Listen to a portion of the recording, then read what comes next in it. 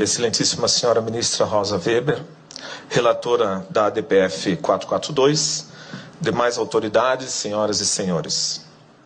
Eu quero iniciar com um ato de agradecimento à senhora excelentíssima ministra Rosa Weber, que no primeiro dia e hoje também desta audiência, a senhora reconheceu que trata-se de um tema jurídico delicado, sensível, altamente polêmico, enquanto envolve razões de ordem ética, moral e religiosa.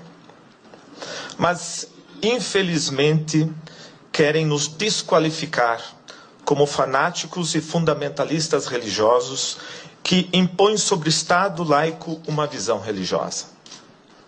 Onde está o fundamentalismo religioso em aderir aos dados da ciência que comprova o início da vida desde a concepção? Onde está o fanatismo religioso em acreditar que todo atentado contra a vida humana é um crime?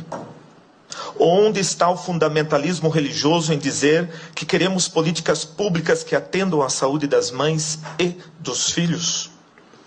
Por isso, a CNBB, Conferência Nacional dos Bispos do Brasil, reitera sua posição em defesa da vida. Esta vida humana, com toda a sua integralidade, dado científico, com toda a dignidade, artigo 1º da Constituição, com toda a inviolabilidade, artigo 5º da Constituição, desde sua concepção até a morte natural. Isso é o mínimo de razoabilidade aceitável que nos permite estar aqui para discutirmos este tema com a recto ratio. Não podemos tratar o assunto negando, deletando, ignorando a existência do bebê. Parece que estamos falando de uma vesícula biliar, de um rim, de um adendo que precisamos extirpar, que está causando a morte das mulheres. O foco está errado. Se é um problema de saúde pública, deve ser tratado e solucionado como tal. Mas não foram poucas vezes que eu vi nesta audiência a ideia de que é necessário que a mulher supere e transcenda a imposição do papel materno. A ideia do desengravidar as mulheres. Isso, excelentíssima ministra, não tem nada a ver com os artigos 124 e 126 do Código Penal. A questão jurídica dos números 124 e 126 foi recepcionada, sim, por todas as mães que pensaram em abortar, mas não fizeram, lembrando que é um atentado contra a vida. Se negarmos isso, negaremos a capacidade de discernimento de todas as mulheres que optaram por não abortar para salvaguardar os seus filhos. O desacordo não é jurídico. Desabilitando os já referidos números do Código Penal, este Supremo Tribunal Federal estaria desacreditando na consciência reta que tutela a vida mais frágil e inocente, que é a vida do bebê. O problema é que ninguém quer nominar esse inocente. Ele está apagado, deletado dos nossos discursos para justificar esse intento em nome da autonomia e liberdade da mulher. Mas a criança em desenvolvimento, na 12ª semana, é uma pessoa, uma existência, um indivíduo real, único, irrepetível. E provavelmente, naquele momento, a mãe já escolheu o nome para o seu filho. Se é uma questão de saúde, e a palavra saúde vem de salus, do latim, significa salvar, a lei teria que proteger a mãe e o filho proporcionalmente.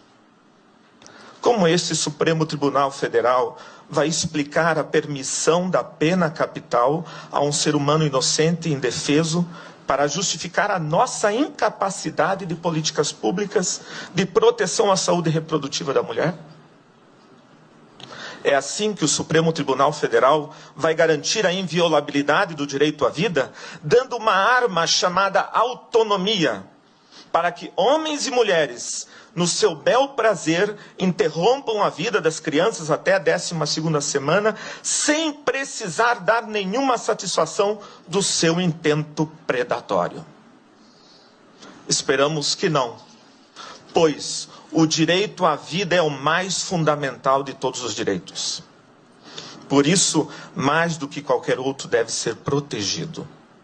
Ele é um direito intrínseco à condição humana e não uma concessão do Estado. Os poderes da República têm obrigação de garanti-lo e defendê-lo. E não compete a nenhuma autoridade pública reconhecer seletivamente o direito à vida, assegurando a alguns e negando a outros. Essa discriminação é iníqua e excludente. Então, poderíamos nos perguntar o que fazer? Urge combater as causas do aborto, através de implementação e aprimoramento de políticas públicas que atendam eficazmente as mulheres, nos campos da saúde, da segurança, da educação sexual e entre outros, especialmente nas localidades mais pobres do Brasil. Mas isso não é matéria para ser discutida nessa Suprema Corte, e sim no Legislativo. Em todo caso, eu convido a senhora, excelentíssima ministra Rosa Weber, que antes de tomar sua decisão, conheça pessoalmente ao menos uma das casas pró-vida que começam a se espalhar pelo Brasil. Nelas, a senhora não vai encontrar só mulheres que recepcionaram os números 124 e 126 do Código Penal, mas também encontrará os seus filhos, que elas não abortaram, dizendo: obrigado, porque vocês me deixaram viver. A senhora poderá mostrar ao mundo que nenhuma sociedade democrática está condenada e obrigada a legalizar o aborto por pressões externas. Poderá mostrar que nosso país não se rebaixa para interesses estrangeiros sobre a nossa soberania. Nós também somos capazes de produzir projetos sociais alternativos para ajudar as mães a gerar e cuidar dos seus filhos. Essas iniciativas já estão demonstrando que é muito mais eficaz, menos oneroso ao Estado e altamente salutar às mães. Porque é muito pior dar um trauma a mais a esse drama pelo resto de suas vidas. É uma pena que o Estado e muitas instituições ficaram tão obcecados e limitados com a estreita visão do aborto e da sua legalização, que se pensássemos o uso dessas verbas para projetos alternativos de cuidado e acompanhamento de casas de acolhida, hoje estaríamos com uma visão diferenciada. Algumas destas casas, Casa Pró-Vida Mãe Imaculada em Curitiba, Casa Luz em Fortaleza, Casa Mater Rainha da Paz em Canoinhas, Associação Guadalupe em São José dos Campos e muitas outras que eu passei a lista. Nós estamos aqui porque fazemos parte da maioria dos brasileiros que são movidos sim pela fé em Deus, mas também pelo cuidado e defesa da vida. Por essa fé não medimos esforços nos gestos de verdadeira solidariedade, justiça e fraternidade. Pedimos como CNBB que essa Suprema Corte não permita a descriminalização do atentado contra a vida nascente. Em nome de muitas mulheres que infelizmente morreram por causa do aborto, aqui foram lembrados no último dia, são perdas irreparáveis.